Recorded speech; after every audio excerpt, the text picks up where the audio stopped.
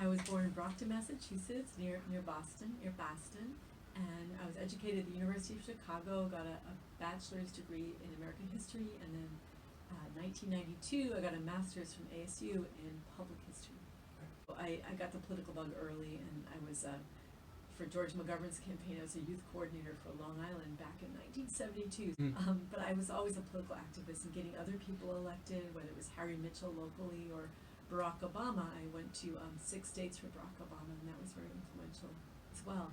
And that's on the experiences side. My professional experience, I'm working at the Center for Environmental Studies at ASU, which morphed into the Julie M. Wrigley Global Institute of Sustainability, and so I kind of got a crash course in urban sustainability, and I saw the power of cities to accomplish sustainability goals, and that's how I sort of decided to integrate my political activism with my love for the environment and run for office. Well, as a young mom, moved here 31 years ago, and just saw a lot of issues, whether it was education, whether it is about the parks. I was really interested in cities, but hearing Barack Obama in his State of the Union speech, I think in 2013, say cities are leading the way because the federal government is so mired in gridlock and partisan divide that not much is happening, and in states we're moving backwards or forwards, so cities are where it's happening. So I don't think we're quite a great city. I think we're on the cusp. I think we have a lot to accomplish, and when I first got on board onto the council, I saw the lack of connection between the city and the university. I thought, if we're the nation's most innovative university, why aren't we contributing more to helping the city become the most innovative or sustainable city in Arizona, if not the country? So we instituted a 100% renewable energy goal. We have the first climate action plan of any city in the East Valley.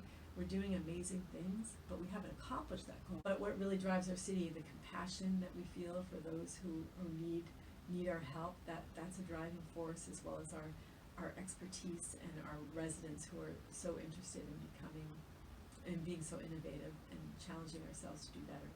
Well, many. We have the best equal pay program of any city in the country, and that was a program I worked on, and I'm working on prevailing wages. I work on a lot of worker protection and then environmental protection, trying to ensure that we're not applying glyphosate products and Roundup to our parks, that we should be using more organic herbicides.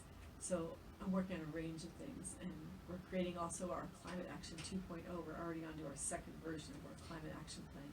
But the overriding driver, I think, in sustainability is equity. So I'm always one of the councils trying to put that equity lens on to see how is this impacting the poorest among us and those communities of color and frontline communities. Well, there's nothing better than having an individual, like a resident, come to you with a problem that you can try and solve. That is the best part of being a council member.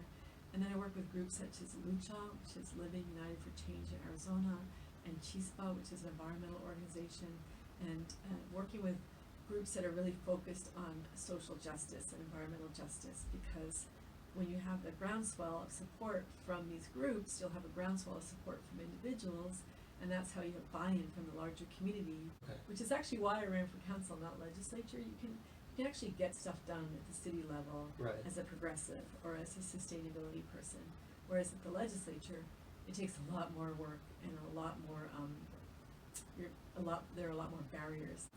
Well, definitely Barack Obama, because I traveled to 6 states for Barack and was a volunteer and did Camp Obama training and dedicated about 2 years of my life to getting elected.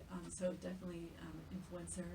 Harry Mitchell, who was the mayor here for quite some time and a congressman, he taught me sort of the basic art of local politics, local retail politics. And Chuck Redman, who was the co-founder of the School of Sustainability, and Rob Melnick, who was my boss here for quite a while. And there's a lot of people that influenced me, but the people that I would be most upset to disappoint are the students. To work with the students and to try and realize things that they want to see done is the most impactful, and they're the ones I admire the most. If you're interested in city politics, you just have to be present and just be interested and follow, go to public meetings, go to council meetings, go to the work study meetings. If you want to be involved with the city, there's no better way than to look to find out what interests you most, serve on a board and commission relating to that issue where you advise the city on what should be done, and then start attending meetings.